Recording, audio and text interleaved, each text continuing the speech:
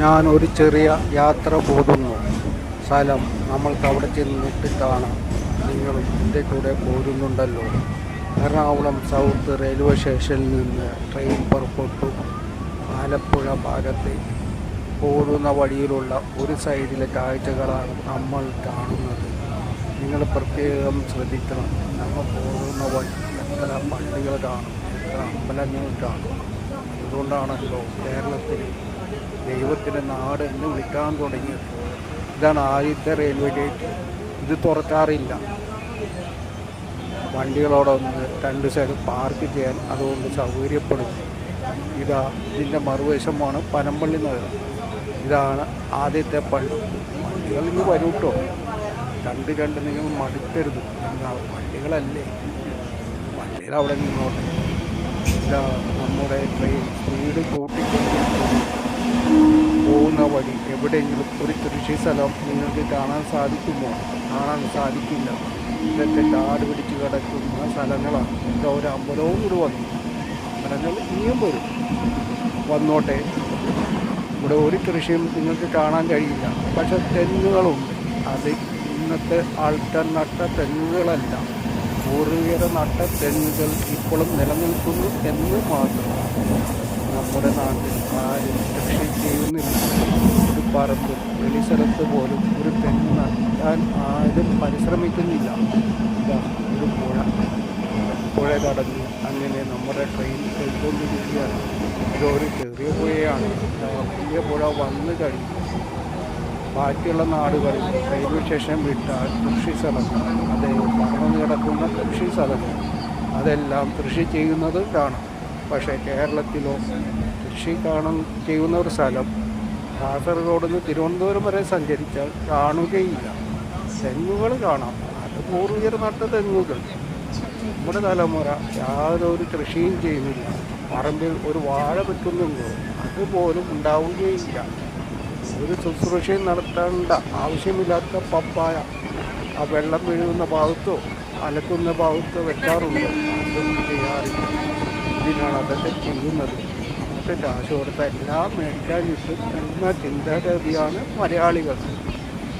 നടക്കട്ടെ, എത്ര കാലം അങ്ങനെ ജീവിക്കാൻ പറ്റുന്നു അത് പരിശ്രമിച്ച് നോക്കാമല്ലോ.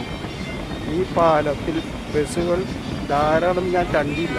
സമയം ഉച്ചയായത് കൊണ്ടായിരിക്കാം. ആദ്യത്തെ ഒരു ബസ് കടന്നു പോകുന്നു. പക്ഷേ കാറുകൾ ധാരാളം കാണാൻ കഴിയും. അതെ, കേരളം മുഴുവൻ കാറുകളാണ് ഇപ്പോൾ ഭരിക്കുന്നത്. അതിനു പുറമെ ടൂ വീലേഴ്സ്. ബസ് സൗകര്യം, യാത്ര സൗകര്യം കേരളത്തിലുള്ളതുപോലെ വേറെ ഒരിടത്തും ഉള്ളതായി എനിക്കറിയില്ല. കർണാടകയിൽ തമിഴ്നാട്ടിലുമുണ്ട്. ഈ 3 സംസ്ഥാനങ്ങൾ വിട്ടാൽ ബസ് യാത്ര ബുദ്ധിമുട്ടാണ്. പ്രത്യേകിച്ചും നോർത്ത് ഇന്ത്യയിൽ ചെന്നാൽ, ഗുജറാത്തിൽ ചെന്നാൽ അതറിയാൻ കഴിയും. പട്ടണം വിട്ടാൽ ബസ്സുകൾ ഒരിടത്തും കാണുകയില്ല. അതങ്ങനെ പാലം കടന്നു അരൂരെത്തി. ഇതാണ് അരൂർ. ഇവിടെ ഒരു പള്ളി കണ്ടു കേട്ടോ. ഈ അരൂരൊരു പ്രത്യേകതയുണ്ട്.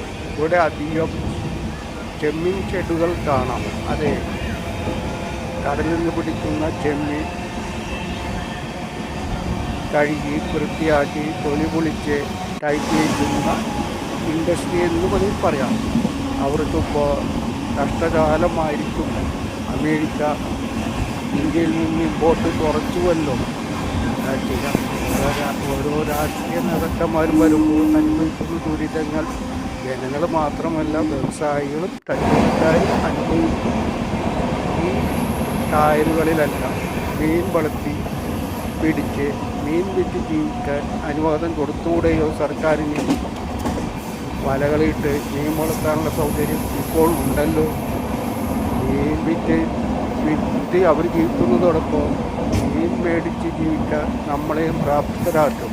അത് കുറഞ്ഞ മീൻ കിട്ടാൻ തുടങ്ങിയാൽ കറിയുടെ അസൗകര്യം കുറഞ്ഞു കിട്ടുമല്ലോ. നമ്മുടെ ഭരണാധികാരികളും നമ്മുടെ ശാസ്ത്രജ്ഞന്മാരും നമ്മുടെ നാട്ടിൽ എത്രയും വില കുറച്ച് എന്തെല്ലാം ഭക്ഷണ സാധനങ്ങൾ നിർമ്മിച്ചെടുക്കാൻ കഴിയുമോ അതിനുള്ള പ്രേരണ നൽകണം. എന്നാലേ നമ്മുടെ നാട്ടിൽ പുരോഗതി ഉണ്ടാവും.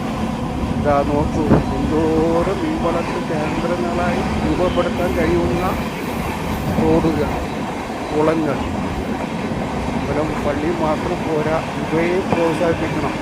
എന്നാലേ പറ്റുകയുള്ളൂ ജീവിക്കാം. ഇവിടുത്തെ നാട്ടുകാർ വിചാരിച്ചാലും മതി. ആൾക്കാർ വരാൻ തയ്യാറാണ്. പക്ഷേ മീനിട്ടാൽ മീൻ അവിടെ ഉണ്ടാവുമോ?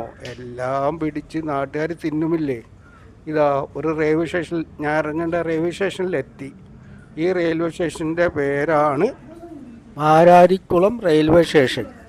ഞാൻ മാരാരിക്കുളത്ത് വന്നത് മാരാരി ബീച്ചിൽ പോവാനാണ്. ഇതാണ് റെയിൽവേ സ്റ്റേഷൻ. റെയിൽവേ സ്റ്റേഷൻ ഒന്ന് കണ്ടോളൂ. വളരെ അപൂർവം ട്രെയിനുകളെ ഇവിടെ നിർത്തുന്നുള്ളൂ. പക്ഷേ മാരാരി ബീച്ചിൽ പോകാൻ വളരെ ബുദ്ധിമുട്ടാണ്. ഇവിടെ നിന്ന് 3 കിലോമീറ്റർ സഞ്ചരിക്കണം. ഓട്ടോ മാത്രം ആശ്രയം.